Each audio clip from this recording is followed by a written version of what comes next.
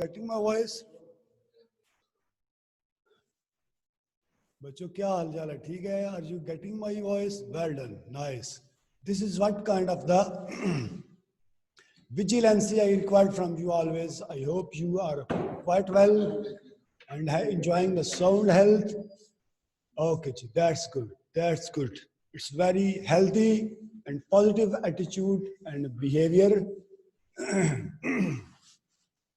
So let us start with our previous lecture as we have started. हमने start किया था Lewis pasture को start किया था। लुईस पास्चर की हमने ऑलमोस्ट 3 or 4 स्लाइड्स को कंप्लीट कर लिया था। But before moving forward let me just have a summary of the previous lecture which we have read up till now. उसमें उसकी हमने बायोग्राफी जो शुरू की थी उसकी अर्लियर लाइफ को डिस्कस किया था कि where he was born, what was his occupation, when he was died and why he was known and internationally reputed. Then हमारे पास आ जाती थी नेक्स्ट मूव थी उसकी अर्ली लाइफ को थोड़ा सा डिटेल में हमने डिस्कस किया that from where he got his early education, where was he born. उसके बाद हमने उसका कॉलेज कैरियर को थोड़ा सा डिस्कस किया था। आई थिंक ये चीजें जी अब आवाज आ रही है?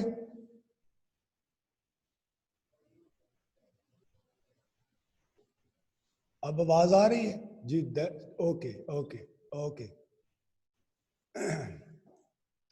उसका कॉलेज एंड कैरियर को डिस्कस करने के बाद फिर हमने डिस्कस किया था कि उसकी साइंटिफिक डिस्कवरीज क्या थी, पास्चराइजेशंस। उसके बाद उसने जो वैक्सीनेशन की हुई थी, वैक्सीन बनाई हुई थी, वो हम पहुंचे थे उसके बाद फिर सिल्क वॉर्म्स तक। Now from here we have to move till the end. ये आज पढ़ने के बाद मैं बताना चाह रहा हूँ बिफोर एंड कि आज के लेसन के बाद हमारे 2 प्लान और भी हैं, बल्कि एक प्लान एक तो हमने इस लेसन को समराइज करना था और इसके लेसन के मुकम्मल करने के बाद एक जो नेक्स्ट प्लान है हमारा वो ये था कि हमने अपना ग्रामेटिकल जो स्ट्रक्चर है उसको किस तरह और कब स्टार्ट करना है, वो ये थोड़ा सा हमें डिस्कस करना होगा आज इसके बाद। तो let us first of all finish this lecture, this topic as well. Silkworms, as all of you we people are aware that most of the best silk is produced by the France and its native countries। जो उसके करीब करीब जो country थे neighbouring country, वहां पर silk अच्छा produce किया जाता है और वर्ल्ड का बेस्ट जो है सिल्क वो प्रोड्यूस किया जाता है फ्रांस के अंदर। And no doubt Pasteur also participated in this great task of producing and making the France a very world-renowned silk producing industry। अपने फ्रांस को उसने बेहतरीन वर्ल्ड प्रोड्यूसिंग इंडस्ट्री बनाया, ये सारा उसका कमाल है। कहता है अब थोड़ी सी इसको रीड करते हैं सिल्क वर्म की स्लाइड को। As Pasteur learned more and more about bacteria, he began to think that they may be the cause of diseases in humans when the French silk market was threatened by a disease to silkworms। अब होता ही है कि it is said that when Pasteur was very much involved in just studying the nature and the attitude of the bacteria in his country, तो उसको एक government की तरफ से एक रिक्वेस्ट आती है, कॉल आती है that you are required just to understand that what are the problems with the silkworms। अब इसका बेस क्या है, सिल्कवर्म्स की हिस्ट्री थोड़ी सी हम सुनते हैं। कहते हैं जब दुनिया में पूरे में सबसे ज्यादा सिल्कवर्म्स जो क्रिएट कर रहा था फ्रांस और अच्छी सिल्क प्रोड्यूस कर रहा था, हुआ ये कि अनफॉर्चुनेटली अननोइंगली क्या हुआ कि उनके सिल्क जो थे वर्म्स वो मरने शुरू हो गए फ्रांस के। जब वो मरने शुरू हो गए तो वो बहुत ज्यादा लॉस में चला गया, उनका कंट्री भी और गवर्नमेंट भी, खास करके गवर्नमेंट का भी बहुत ज्यादा इंटरेस्ट था कि लोग इसमें ज्यादा इन्वॉल्व हैं, इसमें ज्यादा बिजनेस कर रहे हैं। तो गवर्नमेंट ने रिक्वेस्ट की पास्टर से कि आप जाकर क्या करें कि नॉर्दर्न एरिया ऑफ जो फ्रांस के हैं उनको जाकर स्टडी करें वहां पर कि क्या प्रॉब्लम है कि सिल्क वर्म्स मरते क्यों जा रहे हैं, उनके एग्स जो हैं जिससे सिल्क वर्म्स प्रोड्यूस होते हैं, पैदा होते हैं, उनमें कोई प्रॉब्लम तो नहीं। The apostles in the very beginning said big sorry to the government representative that I am a bacteriologist, I'm not a naturalist. As silkworms are basically the nature born things, I do not know the activity and the nature and the behavior of the worms. मुझे इन worms का और इन insect का मुझे नहीं पता कि ये क्या है, और उसने सरेआम इनकार कर दिया that I am a bacteriologist, microbiologist, मैं उन चीज़ों का मुताला करता हूँ जो मतलब कि जिस तरह जरासीम है, जर्म्स को अंडरस्टैंड करता हूँ, उनकी स्टडी करता हूँ, वर्म्स के और इंसेक्ट के बारे में मैं नहीं जानता। But time and again he was forced, even the government said to him, representative जो था गवर्नमेंट का नुमाइंदा, उसने कहा इन दिस कंट्री you are the only one who knows the nature of the worms and as well as nature and nature born things, so please you are requested to go there and check the environment that what is the problem going on with worms and insects, because in this way our country will go to produce silkworms in a very slow process. Slow process में क्या करेगा वो, country हमारा चला जाएगा। तो आपसे request की जाती है कि आप उसको स्टडी करें। ये एक बहुत बड़ा टास्क था। जब इसने स्टडी किया वहां पर तो देखा हेल्दी एग्स को भी मंगवाया उसने, सिल्क वर्म्स के जो रेशम के कीड़े थे उनके हेल्दी एग्स को भी मंगवाया, फिर जो वीक थे जो मरते जा रहे थे उन एग्स को भी मिला चेक किया। फिर उसने देखा कि people are most of the time the greedy there, और उन्होंने बहुत ज्यादा पॉपुलेटेड किया हुआ है अपने रूम्स को एग्स के और क्या कहते हैं वर्म सिल्क वर्म्स के साथ, इसलिए उनके साथ प्रॉब्लम बना हुआ है। तो अच्छा जी, यहां तक कुछ समझ आई है या बस सुन ही रहे हैं खाली? Students, are you getting me? Yes yes, शाबाश, ठीक है, thank you thank you. Okay, we are coming back now to the topic again. हम वापस आते हैं अपने टॉपिक के ऊपर। After making a bit, you may say, understanding, after making a bit study there of that environment, he told them कि what to do and not to do, ये करें वो करें, ओवर पॉपुलेटेड ना करें, ज्यादा हीट ना दें कमरे को, और इसने काफी सारी इस इंडस्ट्री को संभाला दिया। सिल्क वर्म्स का एक तो बहुत बड़ा ये काम था, विच पास्टर डिड वेरी नाइसली। अच्छा जी, यहां तक तो हम उसके काम के बारे में आए। उसके बाद उसकी जो वैक्सीनेशन उसने की, फिर आपने एक सुनी होगी बीमारी एक होती है रैबीज। रैबीज का आपको पता चला होगा, जानते होंगे आप कि रैबीज बीमारी है जब मैड डॉग बाइट करता है ना बंदों को, जो पागल या बावला कुत्ता जिसको कहते हैं, वो काट ले तो वो उसके काटने के बाद मर जाता था इंसान, एंड वेरी जल्दी मर जाता था, सून। उसके चांस बहुत ज्यादा कम होते थे बचने के। लेकिन आज हम देख रहे हैं कि बावला कुत्ता अगर काटता है तो वो इंसान सरवाइव कर जाता है और काफी हैंडसम किस्म की लाइफ वो गुजारता है उसके बाद। Again the big credit goes to this great man of science called Louis Pasteur. This was Louis Pasteur who produced क्या कहते हैं कि vaccine of mad dog bitten, rabies बीमारी कहते हैं इसको। इस बीमारी का नाम है रैबीज, कुत्ते के काटने की बीमारी जो होती है जब इंसान को कुत्ता काट ले। तो उस रैबीज का ट्रीटमेंट भी जो है इसने प्रोड्यूस किया था इस अजीम इंसान ने। तो आज उसकी देख रहे हैं हम कि काफी सारी तादाद में जो लोग हैं उसके बावले कुत्ते के काटने से नहीं मरते।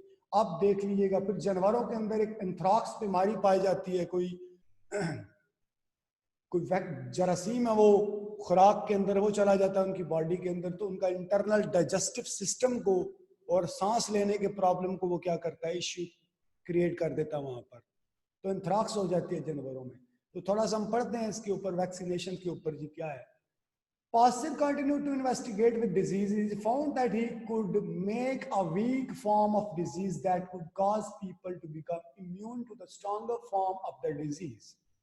He called this weak form a vaccine. He first discovered this by working with the cattle on the disease anthrax. अभी मैंने आपको बताया ना, एंथ्राक्स जो जानवरों की के अंदर बीमारी होती है, उनका जो निज़ाम और क्या कहते हैं कि सांस लेने की प्रॉब्लम होता है, तो उससे वो जानवर मर जाते हैं। The first vaccine he gave to a human was the rabies vaccine. लेकिन सबसे पहले जो उसने वैक्सीन इंसानों को जो दी थी, जो पास्चर मेड थी, that was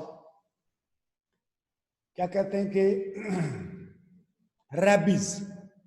अब जो रैबीज है, ये आपको मैंने बताया कि ये बावले कुत्ते के काटने से इंसान के अंदर एक दीवानगी पैदा हो जाती है, इंसान जुनून की हालत में चला जाता है, यानी इंसान भी मैड हो जाता है। बावला कुत्ता कहते हैं मैड डॉग, पागल कुत्ता काट रहा हो जब तो जी।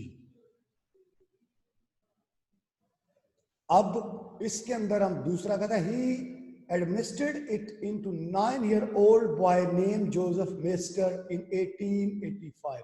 और सबसे पहले 1885 में पास्टर ने इसका ट्रीटमेंट करवाया, इसका इलाज करवाया था इस रैबीज का, यानी अपनी इस पास्टर मेड मेडिसिन को 9 साल के एक बच्चे के ऊपर अप्लाई किया।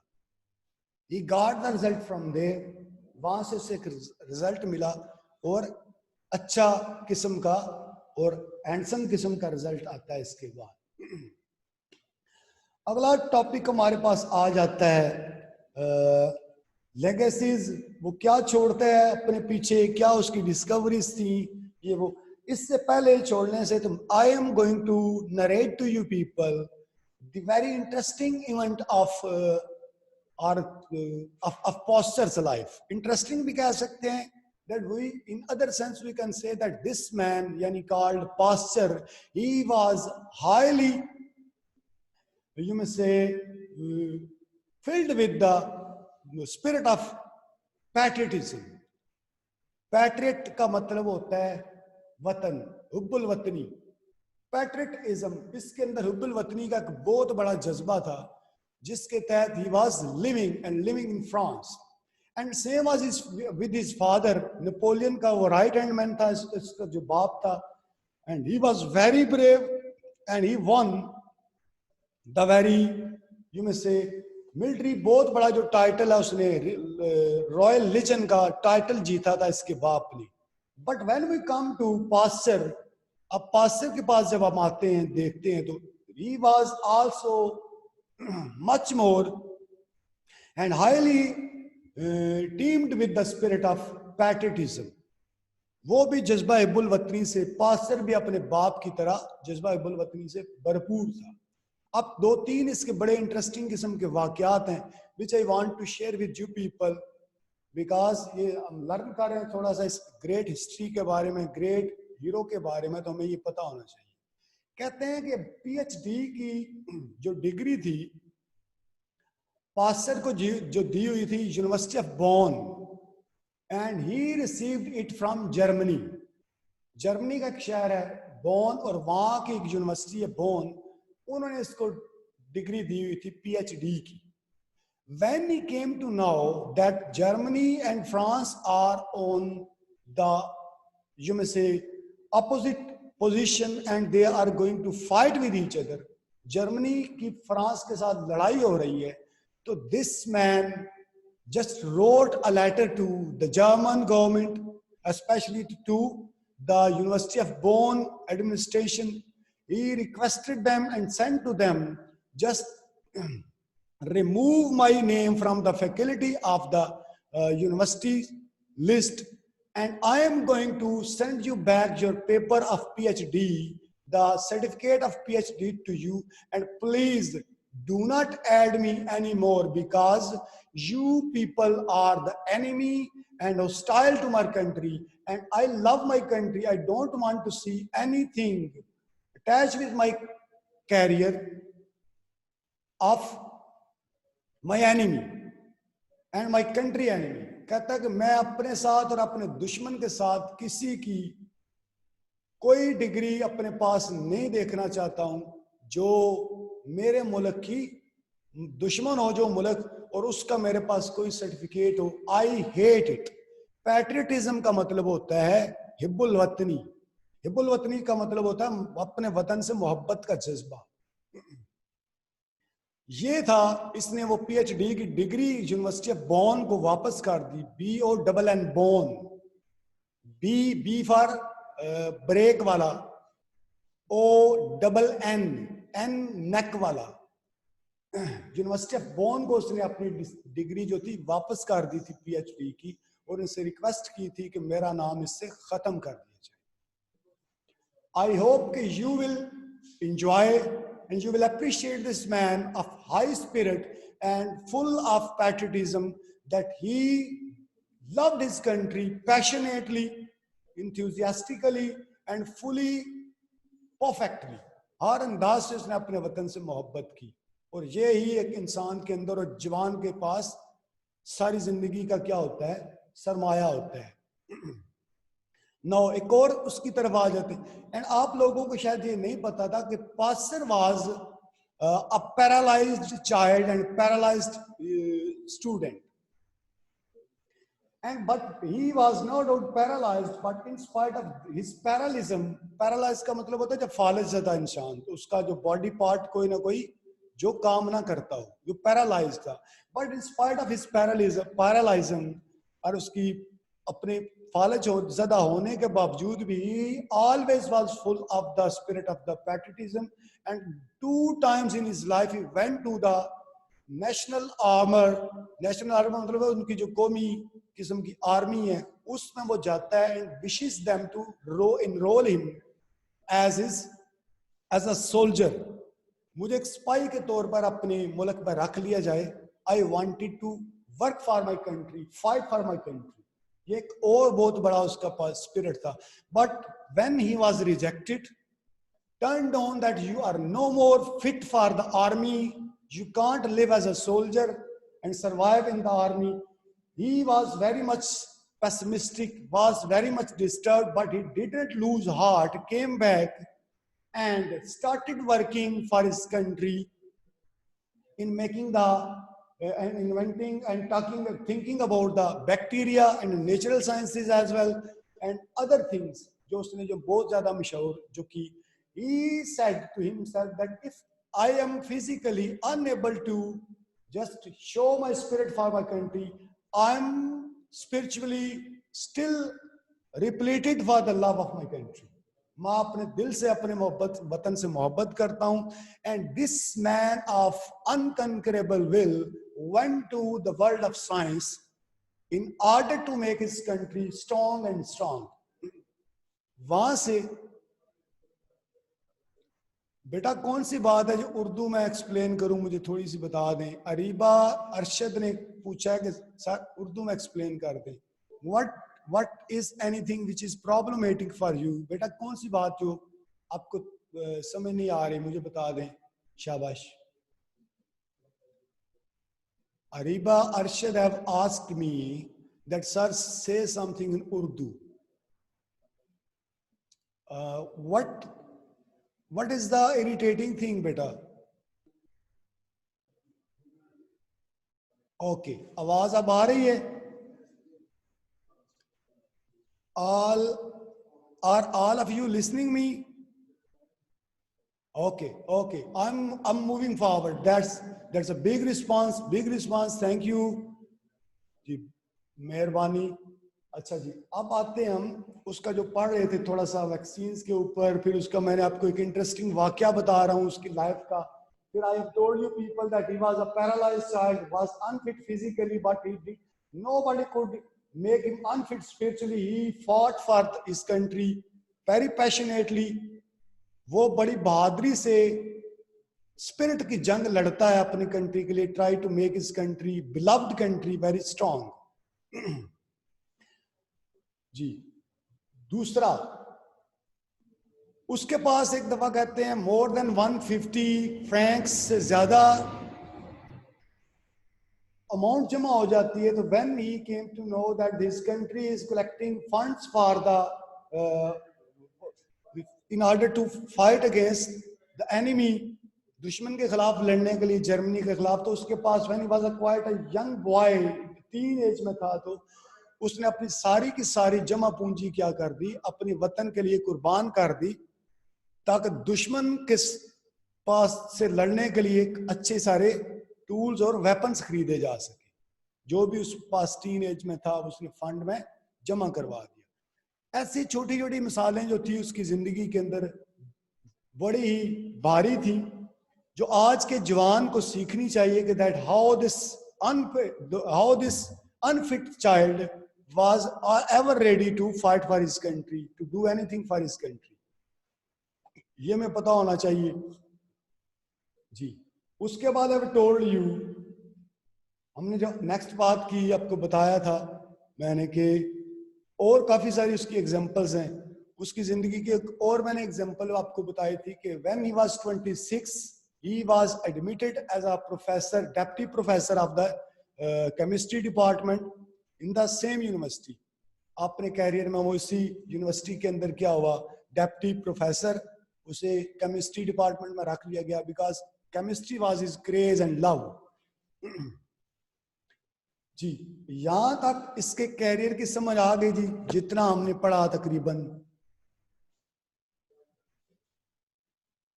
जी, अब हम आ रहे हैं उसकी लेगेसीज की तरफ, और इसके बाद हमारा आ जाएगा अपना एक्सरसाइज जो होगी उसकी तरफ आ जाएंगे हम, जो हमारी इससे रेलिवेंट है।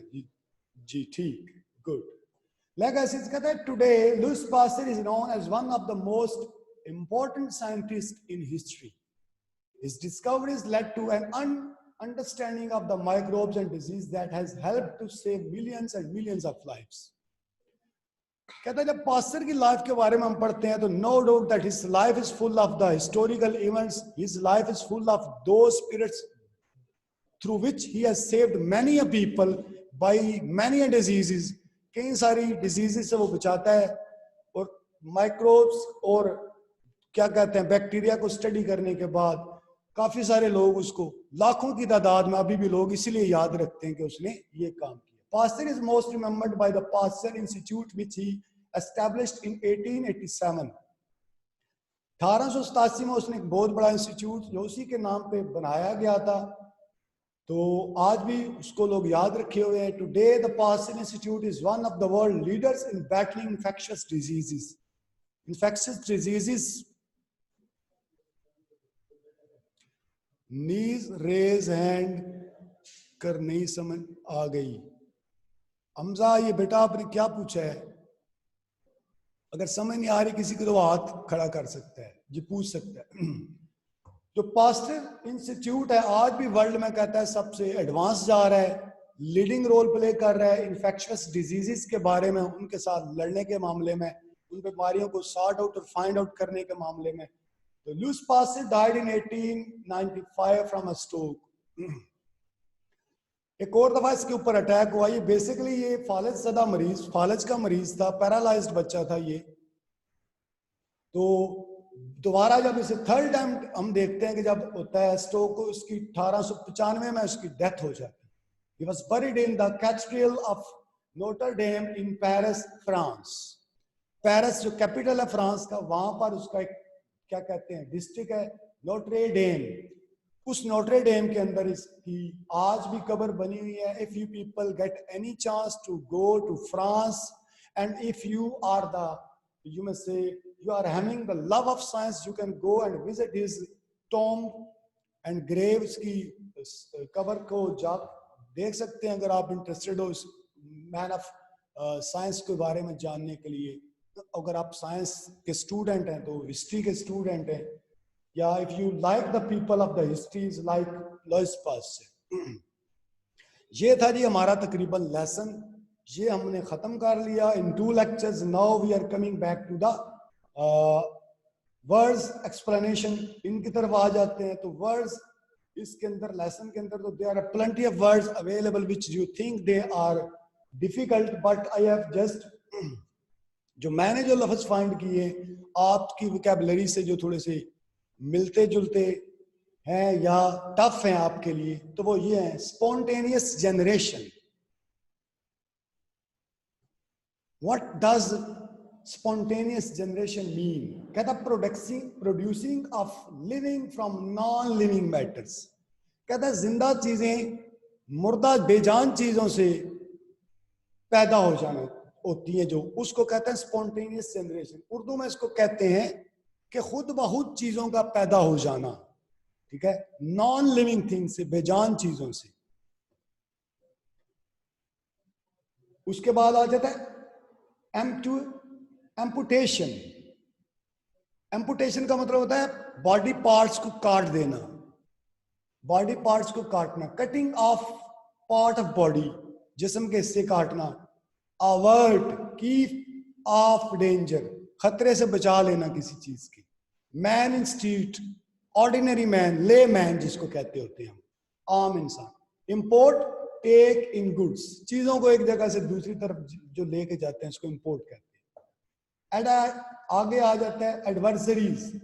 पर्सन एक्टिंग अगेंस्ट ऑन, किसी चीज के खिलाफ की जब बंदा कोई एक्शन ले रहा होता है तो जी ये बहुत इंपॉर्टेंट है. आपको पता होगा एक बच्चा है, हमजा है, वो पूछ रहा है जी क्या सर ये इंपॉर्टेंट है. यस, ये lesson is very much important and ये टॉपिक जो वर्ड मीनिंग हम कर रहे हैं ये भी बहुत इंपॉर्टेंट है.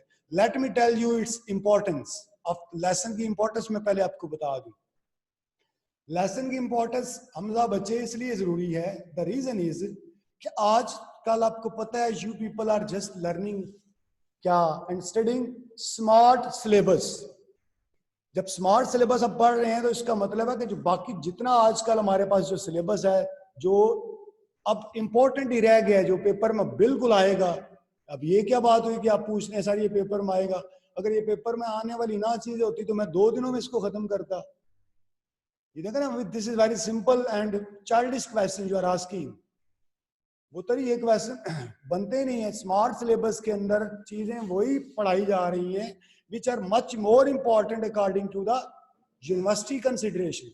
यूनिवर्सिटी के पॉइंट ऑफ व्यू से जो चीजें इंपॉर्टेंट है वही पूछी जा रही, पढ़ाई जा रही है आपको. So I hope you will never ask such kind of the questions that sir this one is important or not. Everything we are teaching to you that is absolutely important. और वर्ड मीनिंग्स, इसके plenty of word of meanings हैं जो मुझे थोड़े से feel हुए कि ये स्टूडेंट के लिए प्रॉब्लम बन सकता है, तो मैंने उनको ऐड कर लिया यहाँ पर. बाकी तो जितनी आप वोकैबुलरी याद करें, जितनी डिक्शनरी स्टडी करेंगे, that is very much important and better for you जी. लास्ट रिजोर्ट, लास्ट स्टेप, आखिरी जो भी काम उसने को किया, जो लास्ट स्टेप जो उसने लिया. रिगोरसली, कीपिंग नैरोली टू रूल, कहता है कि रूल्स को प्रॉपर तरीके से फॉलो ना करना. फ्लोरिश, थ्राइव, प्रॉस्पर, आगे बढ़ना, फलना फूलना. Liable, tendency to catch the disease, कि यानी चांस होना कि बंदा बीमार हो जाए. ठीक है, लायबल इसको कहते हैं. Tendency to catch the disease, बीमारी को पकड़ हो जाने का चांस. ये हमारा हो गया जी ये topic. Now last which is the most important regarding your examinational career.